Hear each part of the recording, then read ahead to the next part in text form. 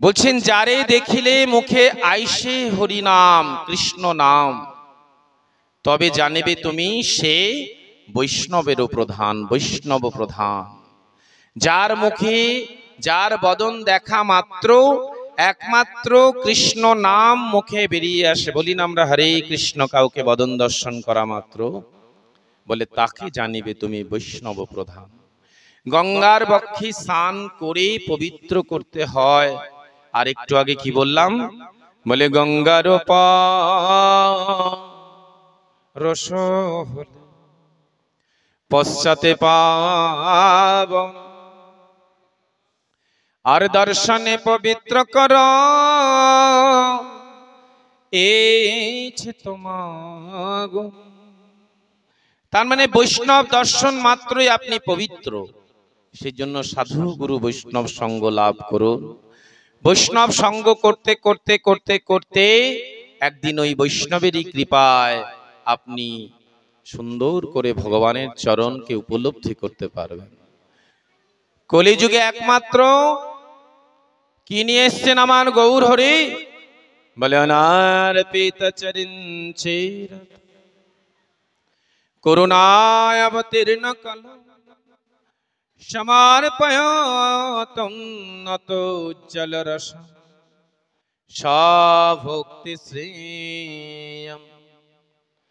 হরে পুরত সুন্দর দুতি কদম্ব সন্দীপিত সদারে দয় কন্দরে স্ফুরত শ্রীশে নন্দন সদারে দয় কন্দরে স্ফুরত শ্রীশে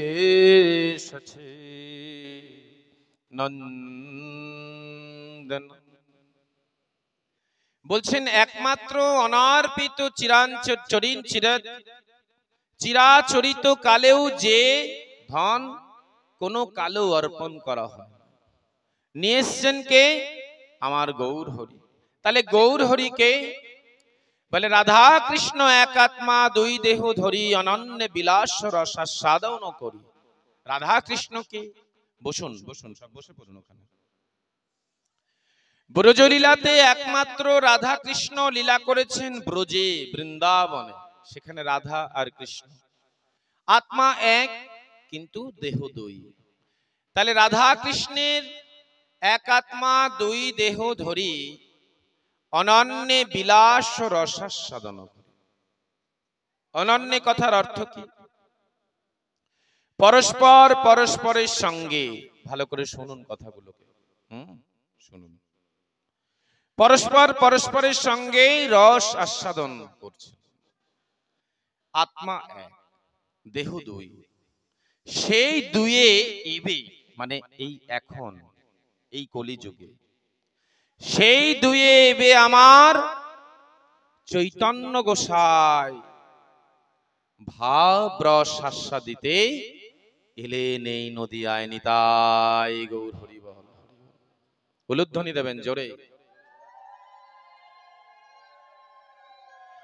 আর যেই দিদিরা একটু লিপস্টিক টিপস্টিক পরে এসেছেন সেই দিদিদের জন্য বলছি, সেজেছেন ভালো লাগছে খুব, একটু ভাগবতীয় কথা শ্রবণ করুন, তবে তো তাদের বাচ্চা কাচ্চাগুলো মানুষ হবে, তবে তো তাদের সন্তানদেরকে একটু ভালো মুখ উজ্জ্বল দেখবেন। ওই মা যদি এরকম সেজে সারাক্ষণ পাঁচালির গল্প করে, তাদের বাচ্চাদেরকে কখনো আশা করবেন কি করে যে সে অমিতাভ বচ্চন ছাড়া আর কি হবে? সে অমিতাভ বচ্চনের অনেক গুণ, কিন্তু সাজবে অমিতাভ বচ্চন, অমিতাভ বচ্চন তো নয়। সেই জন্য একটু শান্ত মনে আজকের দিনের তিথিতে একটু ভাগবত কথা শ্রবণ করুন। হিন্দু সনাতন ধর্ম তো গোল্লায় চলে যাচ্ছে। এই বাবা মা গুলোর জন্য নিজেরাও করেন না, আর একটুখানি ছেলে পেলেদেরকে একটু গীতা শ্লোক শ্রবণ করায় না।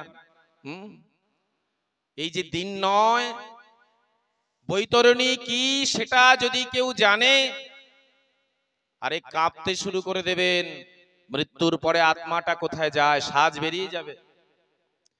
চামড়া যখন কুচকে যাবে, ওই শ্মশান ঘাটে দেখে যায় যে একদম হাত পা বেঁকে গেছে, মুখ বেঁকে গেছে, তখন রূপগুলো একটু দর্শন করবেন। যত সুন্দরী হোক না কেন, তার রূপের মধ্যে আর কিছু পাওয়া যায় কিনা। তো সেই জন্য বলছেন সেই দুয়ে এবে আমার চৈতন্য গোসাই। একটু সামনে গিয়ে আসুন, সামনে সামনে ওই মাইক্রোফোনটা সরিয়ে দিন, খোলটা একটু সরিয়ে দিন, হ্যাঁ পরিবেশটা একটু তৈরি করে দিন, খোলটা ঠাকুরের সামনে রেখে দিন।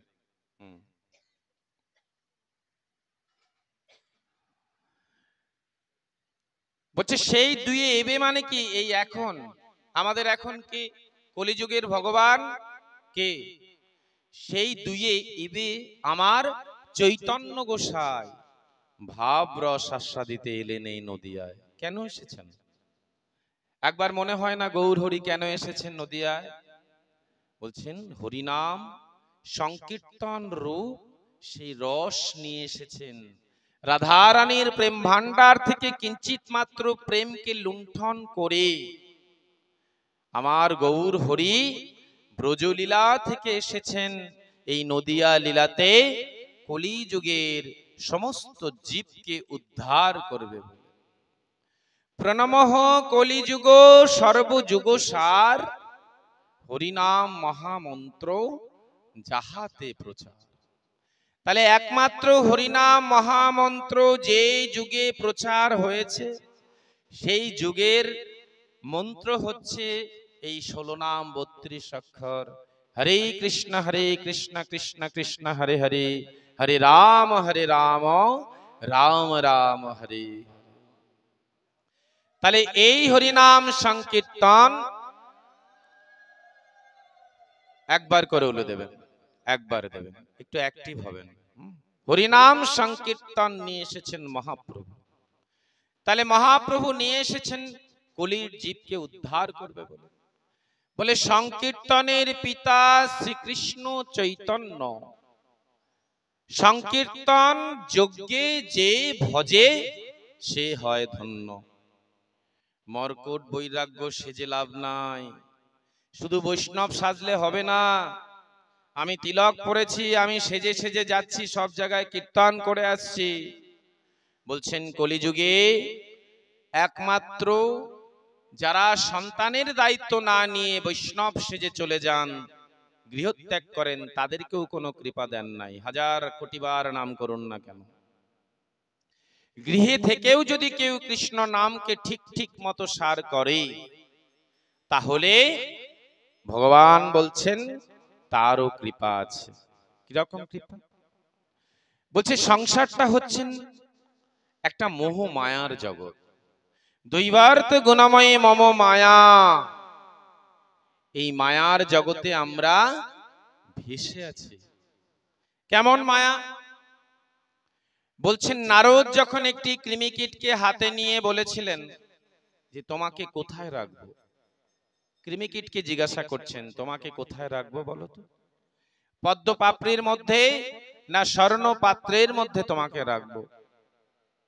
তখন সেই কৃমিকীট বলেছিলেন কি নারদকে, যে মুনিবর আমি তোমার হাতেই ঠিক মতো থাকতে পারছি না, আমি তোমার হাতেই ঠিক মতো থাকতে পারছি না, তুমি আমাকে ওই যেখান থেকে এনেছো আমাকে সেইখানেই রেখে এসো। কোথায় ছিল কৃমিকীট? মলমূত্রের মধ্যে ছিল।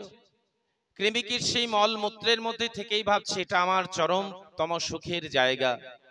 এই মলমূত্র খেয়ে কৃমিকীট খুব আনন্দে দিন কাটছে। তাই নারদ একজন মুনিবর, সর্বশ্রেষ্ঠ ভগবানের এত প্রিয় একজন, তার হাতের মধ্যেও সে থাকতে চাইছেন না। কেন? ওই যে তার আচরণ বিধি মলমূত্রের মধ্যে ছিল, তার মোহটা তো ওখানে। সেজন্য ওই মলমূত্র খেয়ে বেঁচে থাকাটাই তার সর্বাগ্যের আনন্দ। ঠিক তদ্রূপ আমরা এই জীব সমাজে সংসার জগতে যারা প্রবেশ করেছি, এই সংসারে প্রবেশ করে মনে হচ্ছে যেন আমার আমার আমার সবাই আমার, সবাই সেজে এসেছেন। কেউ পুত্র সেজেছে, কেউ কন্যা সেজেছে, কেউ পিতা সেজেছে, কেউ মাতা সেজেছে, কেউ স্বামী সেজেছে, কেউ স্ত্রী সেজেছে। সেই জন্য এই মোহের মধ্যে তারা আমাদের আমাদের আমাদের করে সবাইকে ভাবছে নিজের। বলছেন সংসারটা সং মানে সেজে থাকা। হ্যাঁ, এই সং কথার অর্থ হচ্ছে সেজে থাকা। তা আমরা সেজে এই মায়ার মধ্যে কবলে পড়ে ওই যে কৃমিকীট যেমন মলমূত্রের মধ্যে আরাম করছে, আনন্দ করছে, ওটাই খেয়ে ভালো। মাতালকে আপনি যদি ভালো অমৃতময় কিছু প্রদান করেন, মাতালের যখন মদ খাওয়ার সময় হবে, সে কি তখন ওই ভালো করে আপনার ডাবের জল কিংবা ভগবানের চরণামৃত পান করবে? করবে না, পাগল হয়ে যাবে, পাগলের মতো ছুটবে শুধু। ওই কখন গিয়ে ওইটা কুখাদ্যটা, দুর্গন্ধময় বস্তুটা কখন কিভাবে গ্রহণ করবে। তার মানে মায়া, এর মধ্যেই সার তার মোহ। বলছেন তদ্রূপ সংসারী ব্যক্তিদেরও একটা মোহ মায়া। কিসের মায়া? ইট কাঠ পাথরে। এই ইট কাঠ পাথরের মোহ মায়ার মধ্যে যখন থাকেন, তখন তিনি ভগবানকেও ভুলে যান, ভগবানকে ভুলে যান।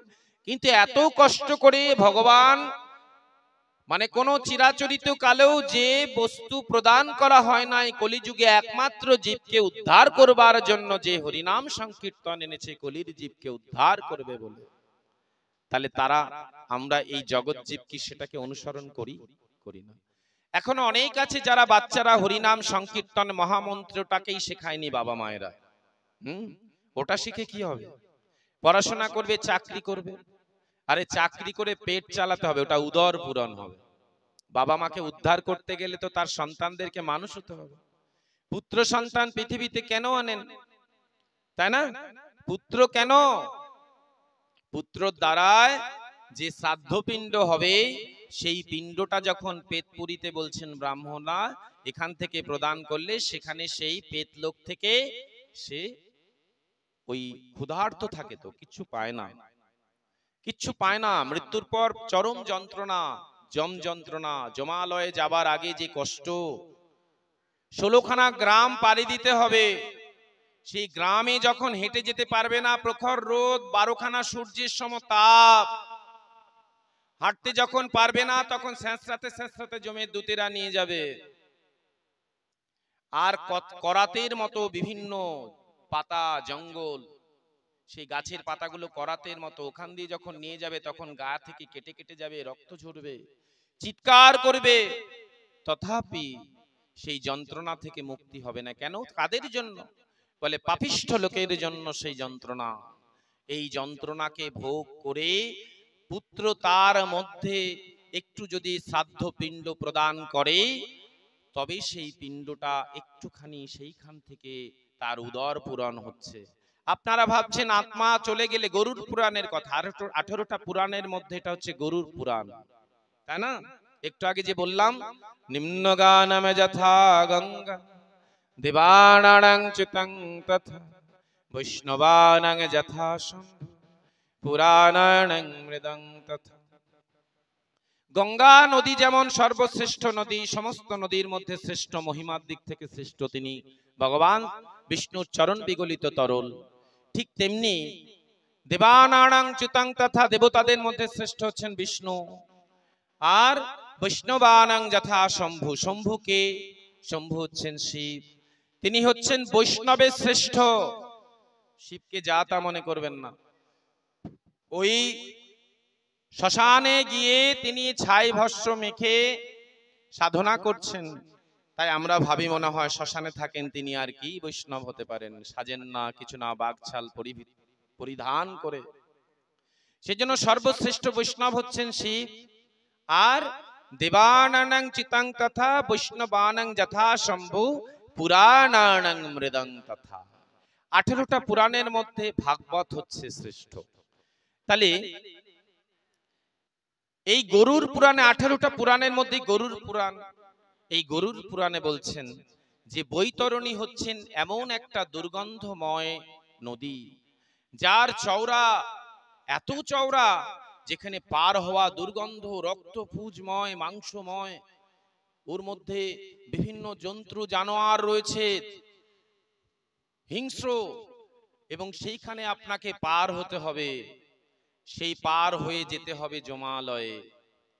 তাহলে সেই জায়গায় যাবার আগে আমরা কলিযুগে জন্মগ্রহণ করে যদি এক বিন্দু হরিনাম সংকীর্তন শ্রবণ না করি, ভাগবতীয় কথা শ্রবণ না করি, তাহলে তো আমাদেরকে কষ্ট করে সেখানেই যেতে হবে। কারণ কলিযুগে ভগবান শ্রীকৃষ্ণের কথা যদি একবার উচ্চারণ না করি কেউ, হরিনাম সংকীর্তন যদি না করি কেউ, তাহলে তাদের প্রাপ্তিটা ঠিক এই রকম। সেই জন্য কলিযুগকে কৃপা করে প্রণমঃ কলিযুগ সর্বযুগ সার, একমাত্র সমস্ত যুগের সার হচ্ছে এই কলিযুগ। কেন বলছেন? হরিনাম মহামন্ত্র এই যুগে নিয়ে এসেছেন কে? আমার গৌর।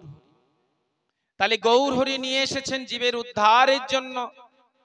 সেই হরিনামকে যদি আমরা সার করে, গৃহী লোক যদি সংসারের মধ্যে থেকেও সংসারের সমস্ত কাজ কর্ম করে দিনান্তে যদি সেই সংসারের কাজের মধ্যে থেকে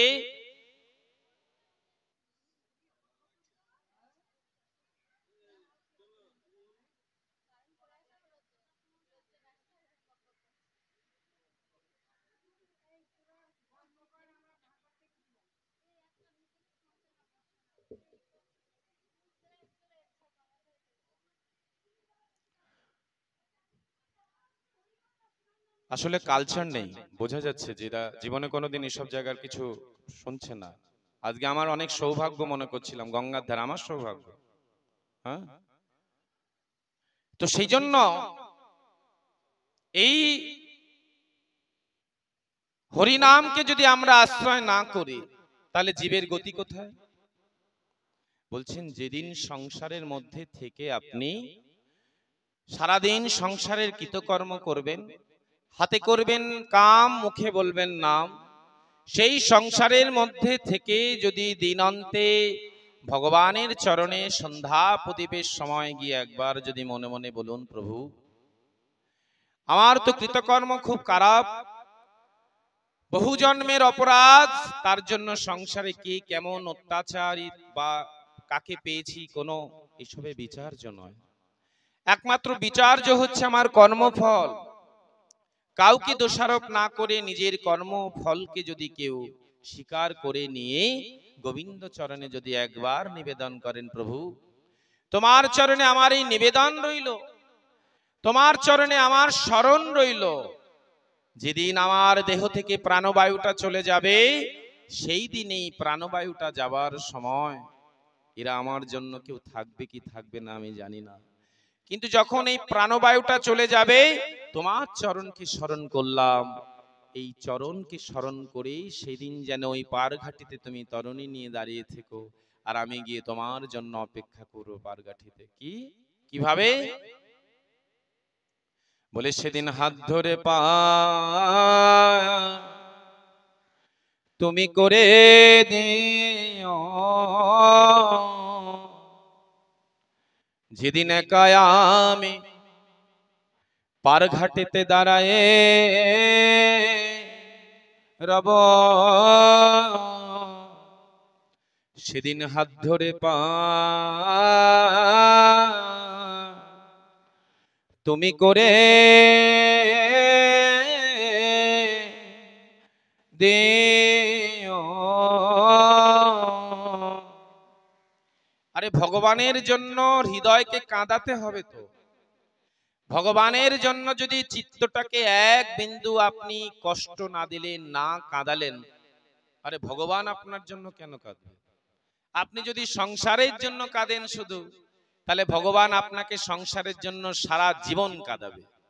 ওই যতই বলুন আমি সংসারে এত কিছু করলাম তাও আমাকে কেউ একটু মূল্য দিল না গো, কত ঘটি বাটি কষ্ট করে সুতো পাইকে পাইকে কিনেছি, আর এখন ছেলে পেলেরা এসেও আমাকে একটুখানি সেইগুলো ব্যবহার করছে, কেউ গুরুত্ব দিচ্ছে না। কেন দেবে? আপনার মায়া, ওই যে বলেছি কৃমি কীটটা মলমূত্রের মধ্যে যেমন ভাবে মোহগ্রস্ত হয়ে সেটাই খেয়ে আনন্দে বেঁচে আছে, আপনিও সংসারের মধ্যে মায়ার কবলে পড়ে আছেন। আমার বাড়ি, আমার ঘটি, আমার ইট, আমার পাথর, তাই না, আমার কাঠ, এই চিন্তা ভাবনা গুলো থেকে যতদিন দূরীভূত না হবেন ততদিন ভাগবতীয় চিন্তা আপনার হৃদয়ে কোনোদিন প্রবেশ করবেন না। চৈতন্য চরিতামৃততে বলছেন, হেন কৃষ্ণ নাম যদি লহ বহুবার তবুও প্রেম নহে নহে অশ্রুধার, তবে জানিবে তুমি তোমার অপরাধ আছয় প্রচুর, কৃষ্ণ নামের বীজ না হয় অঙ্কুর। তুমি অঙ্কুর বের করবে কবে? যেদিন তোমার ভাগবত বা কৃষ্ণ নাম শ্রবণ করতে করতে হৃদয়টা কেঁদে উঠবে, আর হৃদয় কেঁদে উঠলে তখন আপনার ওই আঁচলটা পেতে রেখে দিয়ে আঁচলের মধ্যে সঞ্চিত এই ভাগবতীয় কথা আপনি পুটলি করে রেখে দেবেন। কেন? বলছেন যেদিন আমার যাবার বেলায় হবে, সেদিন যদি পারঘাটিতে যাবার সময়, শ্মশানে যাবার সময়, শেষকৃত্য সম্পন্ন করার সময় আমার জন্য যদি কেউ হরি বল বলবারও কেউ না থাকে, সেদিন ভগবান স্বয়ং তার জন্য এসে এই ভাগবতীয় কথা শ্রবণ করা আঁচল ভর্তি যে হরিনাম কথা আপনি জড়ো করেছিলেন, সেই কথার হরি বলকে বলিয়ান হয়ে, সেই বলে বলিয়ান হয়ে, সেই বলকে বল করে ভগবান সাক্ষাৎ আপনার জন্য নেমে এসে হরিবল বলতে বলতে পারঘাটিতে নিয়ে চলে যাবে। নিতাই গৌর হরিবল। তো সেই জন্য আমাদের সব থেকে বড় প্রয়োজন হচ্ছে আমাদের এই চিত্তটাকে শুদ্ধ করা। দেখবেন যখন ভাগবতে মন আসে না, তখন মনে মনে ভাববেন, একটা জিনিস চিন্তা করবেন, এই দেহের ভিতরে অনেক অপরাধ আছে। অনেক অপরাধ থাকার জন্য ভাগবতে কোনো মনোযোগ আসে না, হরিনাম সংকীর্তনে মনোযোগ আসে না। কেন আসে না? বলে ভেতরে অনেক অপরাধ রয়ে গেছে। এই অপরাধ থাকলে কখনো ভাগবতে মতি আসে না। সেজন্য ভাগবতকে আস্বাদন করবার জন্য একমাত্র বলছেন সুতমণি সৌনকমণি পরীক্ষিত রাজাকে যখন সুখদেব গোস্বামী ভাগবত আস্বাদন করাবেন, তখন সুখদেব গোস্বামী ভাগবত নিয়ে যখন যাচ্ছিলেন, স্বর্গের দেবতারা পর্যন্ত ছুটে এসেছিলেন তার কাছে। কেন? যে এই অমৃতের ভাণ্ড আজকে তোমার হাতে তুলে দিলাম, এই অমৃত থেকে তুমি এক বিন্দু অমৃত নিয়ে গিয়ে পরীক্ষিত রাজাকে পান করাও, তাহলে তিনি চির অমরত্ব লাভ করবে, তেনার আর মৃত্যু হবে না। তাহলে তোমাদের বলছে আমাদেরকে তার বিনিময়ে শুধু একটু ভাগবতীয় কথা আস্বাদন করাও, তাহলে সেই ভাগবতীয় কথা আস্বাদন করে আমরা ধন্য হব।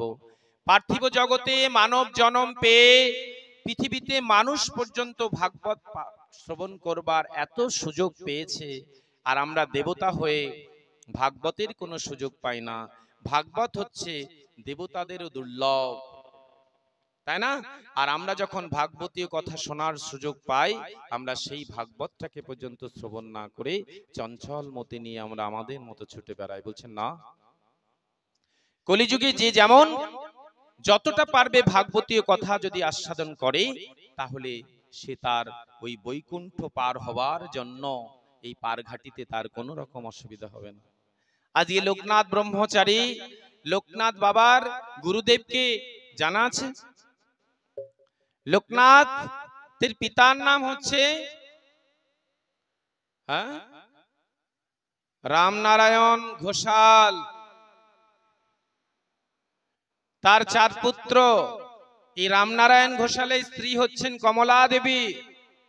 4 পুত্রের মধ্যে এই লোকনাথ বাল্যবেলায় তার পিতা রামনারায়ণ ঘোষাল ওই ত্রিকালদর্শী ভগবান গাঙ্গুলির কাছে নিয়ে গিয়ে তার কাছ থেকে দীক্ষা গ্রহণ করান, এবং সেই ভগবান গাঙ্গুলির কাছে দীক্ষা নেবার পর ভগবান গাঙ্গুলির কাছে তিনি তার পুত্রকে অর্পণ করে দিয়েছেন। আর একজন হচ্ছে বাল্যবন্ধু বেণীমাধব।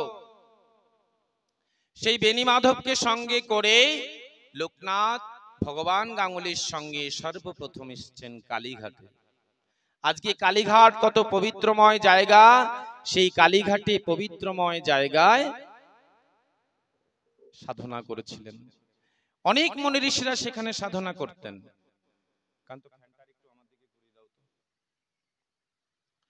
অনেক মুনি ঋষিরা সেখানে সাধনা করেছিলেন। আর যখন এই লোকনাথ ছোট্ট বালক আর বেণীমাধব সেই মুনি ঋষিদের কখনো কৌপিন ধরে টানতেন, কখনো বসন ধরে টানতেন, কিন্তু ভগবান গাঙ্গুলি আবার পরবর্তীতে এসে ক্ষমা চাইতেন যে বাচ্চা, এদের কথায় বা এদের আচরণে তোমরা কোনো দুঃখ পেও না বা ক্রোধান্বিত হও না। ক্রোধ সন্ন্যাসীর অলংকার নয়, ক্রোধ হচ্ছে সন্ন্যাসীর জন্য ঠিক নয়। সেজন্য ভগবান গাঙ্গুলি তাদের কাছ থেকে করজোরে ক্ষমা চেয়ে একদিন লোকনাথ বলছেন, আচ্ছা আমরা যে আহার আদি গ্রহণ করি সেটা কোথা থেকে পাই? বলছেন তোমাদের জন্য বাড়ি থেকে এই তোমাদের সমস্ত ব্যবস্থা করা আছে। বললো সন্ন্যাসীদের তো এই গৃহের খাবার দাবারের জন্য গৃহের খাবারের জন্য তো প্রতীক্ষা করতে নেই, কারণ এক জায়গায় সন্ন্যাসীদের খাবার খেতে নেই। সেজন্য ভগবান গাঙ্গুলি কিছুদিন বাদে কি করলেন, তাদেরকে আবার সেইখান থেকে নিয়ে গেলেন।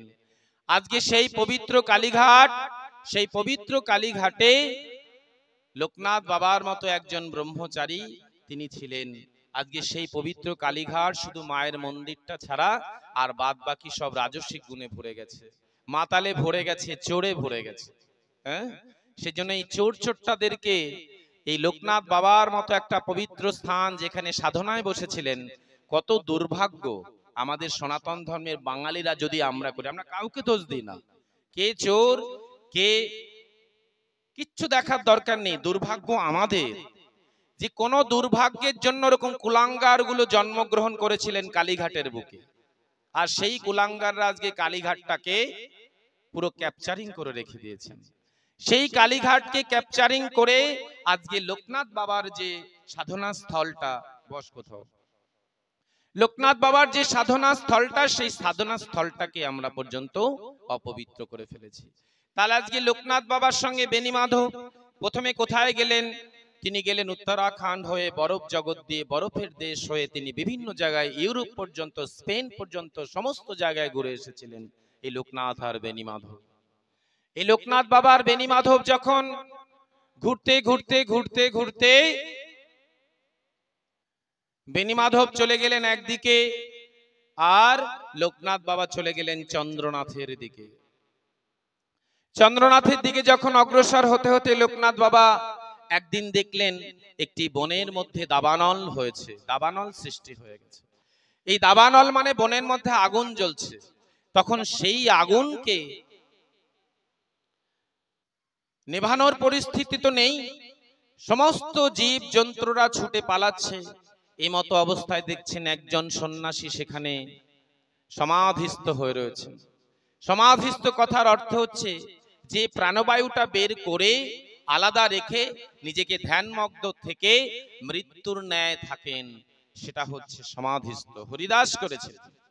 হরিদাস যখন বলেছিলেন না ওই বাইক পেয়াদাদেরকে যে তোমরা আমাকে চাবুক দিয়ে আঘাত করছো, সব ঠিক আছে, কিন্তু চাবুকের আঘাতে আঘাতে যখন আমার প্রাণটা যাচ্ছে না, আমি যদি মৃত্যু বরণ করি, তবে তোমাদের হয়তো চাকরি থাকবে বা তোমাদের গর্দান যাবে না। আমি তোমাদেরকে কথা দিলাম, আমাকে দেখতে মনে হবে যেন আমার মৃত্যু হয়েছে, কিন্তু আমার মৃত্যু হয় না, আমি সমাধিস্থ থাকবো।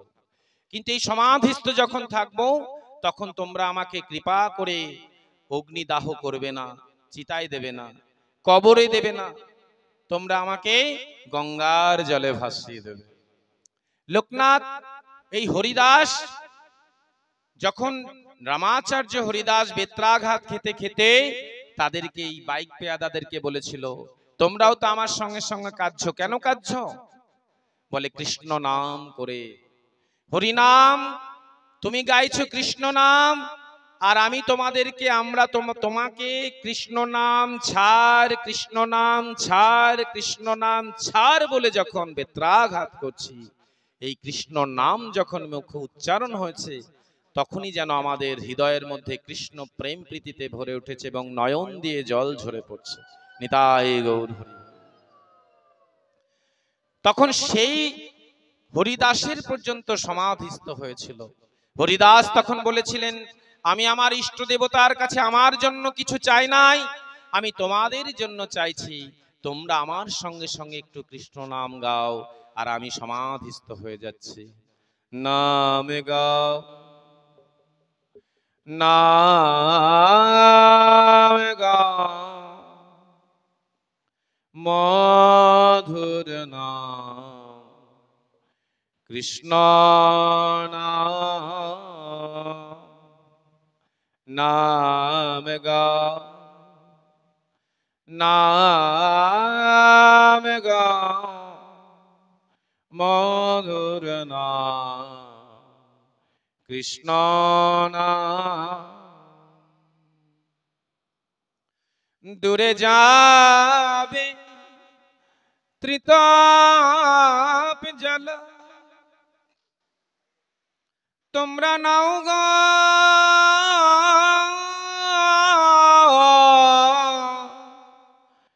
নামের মালা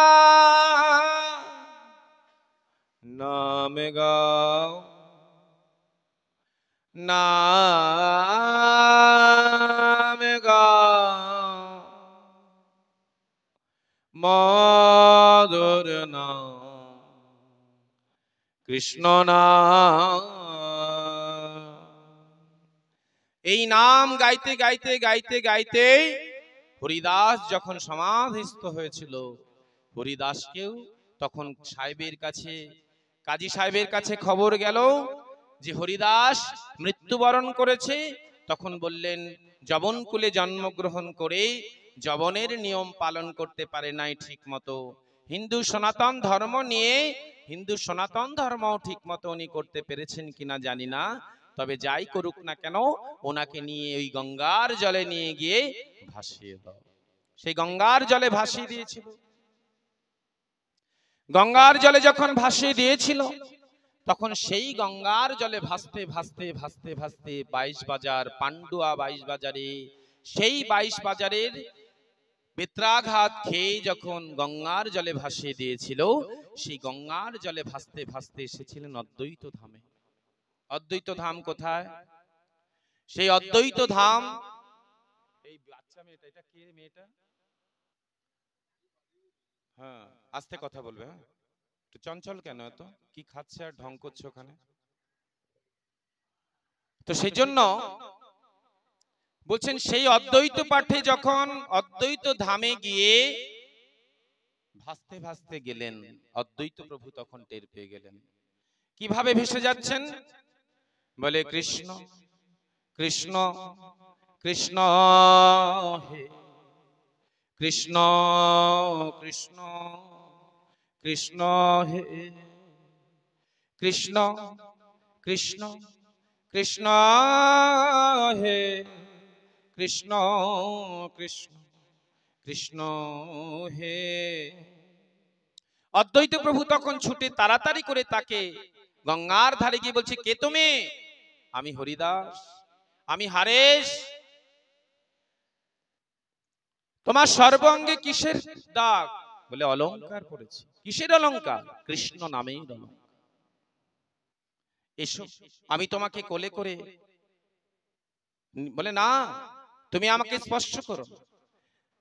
তুমি যদি আমাকে স্পর্শ করো সমাজ তোমাকে পরিত্যাগ করবে, এক ঘরে করবে। আমি যবনকুলে জন্মগ্রহণ করেছি, যবনের অন্নে প্রতিপালিত হয়েছে, সেজন্য তুমি আমাকে স্পর্শ করো না। যার কণ্ঠে এত সুন্দর মধুর হরিনাম, তাকে স্পর্শ করলে আমার আরো সাধন লভ্য বৃদ্ধি পাবে। তাকে কোলে তুলে তার আঙিনায় নিয়ে এসেছিলেন। ঠিক তদ্রূপ সমাধিস্থ হয়েছিলেন যখন দাবানল হয়েছিল ওই চন্দ্রনাথে জঙ্গলের মধ্যে। সমস্ত জীব যখন পলায়িত হয়েছিল তখন একমাত্র লোকনাথ বাবা দেখছেন একজন সন্ন্যাসী, তিনি ধ্যানমগ্ন অবস্থায় রয়েছেন। আর সেই ধ্যানমগ্ন অবস্থায় রয়েছেন সেই সন্ন্যাসীর নাম কি জানেন? সেই সন্ন্যাসী হচ্ছেন বিজয় কৃষ্ণ গোস্বামী। যে বিজয় কৃষ্ণ গোস্বামী, ওই বাবলায় দেখবেন ছবি আছে। আজকে বিজয় কৃষ্ণ গোস্বামীর পরম্পরা, যেরকম সন্ন্যাসী মুনি ঋষিরা সাধনা করে দাবানল থেকে লোকনাথ ব্রহ্মচারী তাকে কাঁধে করে উদ্ধার করে নিয়ে এসেছিলেন, সেই ব্রহ্মচারীর নাম হচ্ছেন বিজয় কৃষ্ণ গোস্বামী। নিতাই গৌর হরি বল।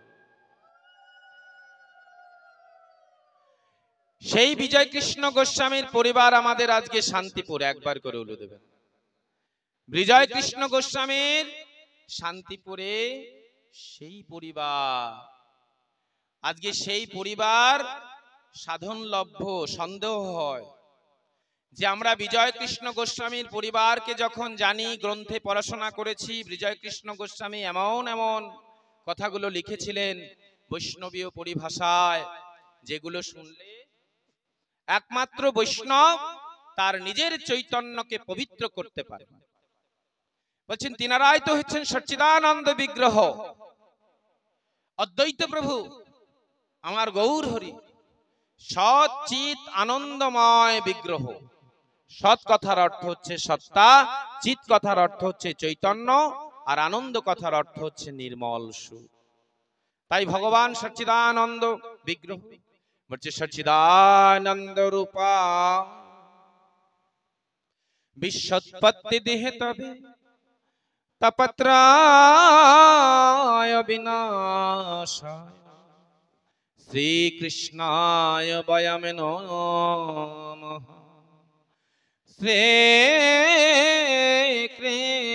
শ্রীকৃষ্ণায় বয়মে নমঃ। তাহলে সেই সচ্চিদানন্দ রূপ ভগবান শ্রীকৃষ্ণকে দর্শন করা মাত্র ত্রিতাপ জ্বালা সঙ্গে সঙ্গে দূরীভূত হয়ে যায়। সেই ত্রিতাপ জ্বালা দূরীভূত হয় একমাত্র ভগবান শ্রীকৃষ্ণের নাম উচ্চারণ করলে।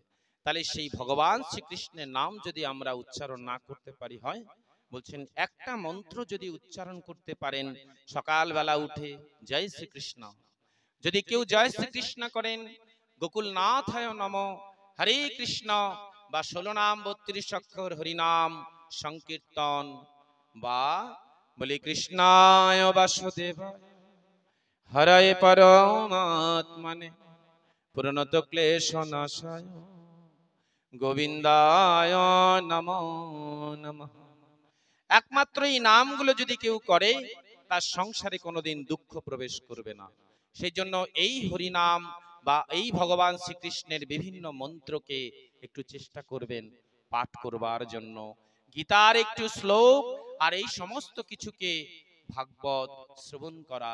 তাই লোকনাথ ব্রহ্মচারী কন্ধে করে নিয়ে এসেছিলেন কাকে? বিজয় কৃষ্ণ গোস্বামী, যিনি দাবানলের মধ্যে ঢেকে গিয়েছিলেন, সমাধিস্থ ছিলেন। তিনি কিন্তু বলছে সমাধিস্থ যদি হয়, সুখদেব গোস্বামী যেমন, আমাকে একটু জল দেবেন তো, খাবার জল, আর নিচুটা এত শক্ত, একটা কিছু মোটা কিছু পেতে দেওয়া দরকার ছিল, ব্যথা করছে বুঝতে পারছি না। হ্যাঁ, কি শক্ত একটা জিনিস দিয়েছো।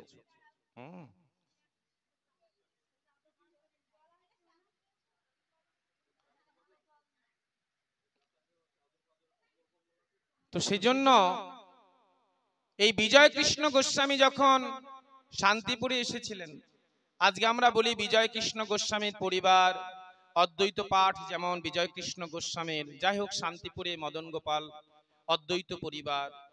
এই অদ্বৈত পরিবারে যেমন মদন গোপাল মদন মোহন রূপ, হ্যাঁ, তাহলে এই বিগ্রহগুলো দর্শন করবেন। এই বিগ্রহগুলোর মধ্যে দর্শন করলেই বলছে ভগবানকে যেখানে বিগ্রহ দর্শন করবেন,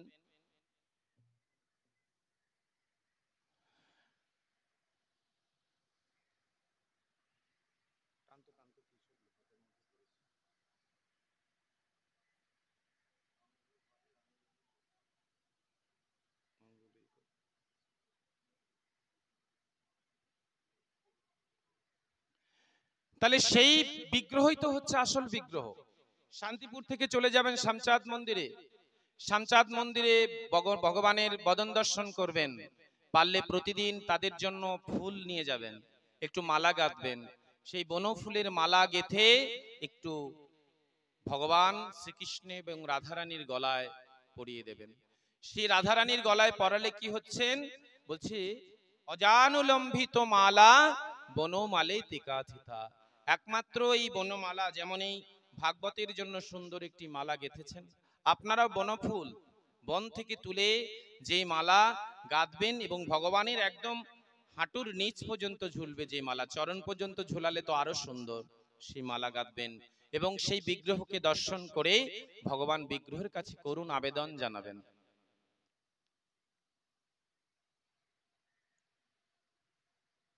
করুণ আবেদন কি বলছেন? করুণ আবেদন জানাবেন, প্রভু তোমার চরণে এই নিবেদন রইল, পার্থিব জগতে তো সন্তান পৃথিবীতে এনেছি, সবাই আপন, আমার যেদিন যাবার বেলায় হবে, সেদিন যদি কাছে সন্তান, কাছে যদি কন্যা, কাছে যদি পুত্র, কাছে যদি নিজের বলতেও কেউ না থাকে, সেদিন যদি আমার প্রাণবায়ুটা ত্যাগ করি আমি, সেদিন আজ যাই করো, তুমি কিন্তু ফাঁকি দিও না সেদিন আমাকে।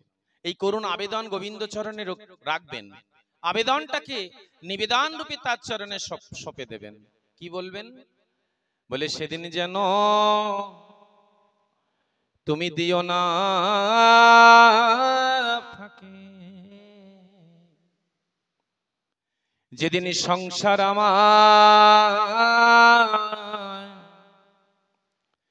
আমায় দেবে ফাঁকি, সেদিন তুমি যেন আমায় দিও না ফাঁকি। যেদিন সংসার আমায়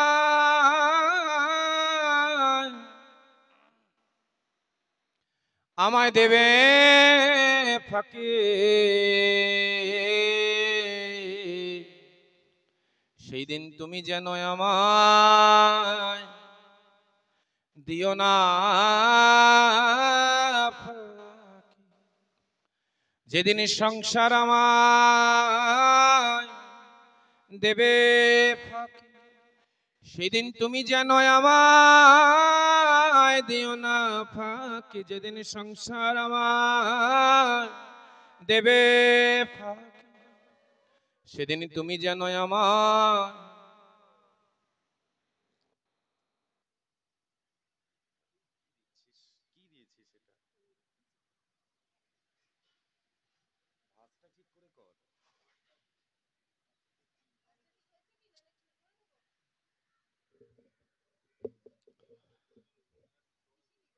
ভাঁজটা ঠিক করে করবে তো, ওই যে ইয়ে চলছে না, সময় উচিত নয়। তো সেই জন্য আমরা আমাদের এই অন্তরাত্মা, জীবাত্মা, এই আত্মা রূপে রয়েছে, তাকে কার কাছে সঁপে দিতে হবে? বলছেন পরমাত্মার কাছে। ভগবান শ্রীকৃষ্ণ যখন রাসলীলা করেছিলেন, তখন সেই রাসলীলা কাদের জন্য করেছিলেন? গোপিনীদের জন্য করেছিলেন, তাই না? বলছেন গোপিনী কারা? যারা গোপনে কৃষ্ণ ভজন করেন, তারাই হচ্ছেন গোপী। আর এই গোপী ভজন করতে গেলে আমরা এই যে মালাটা আজকাল জপি, সবার সামনে নিয়ে গিয়ে বসে বসে মালা জপি,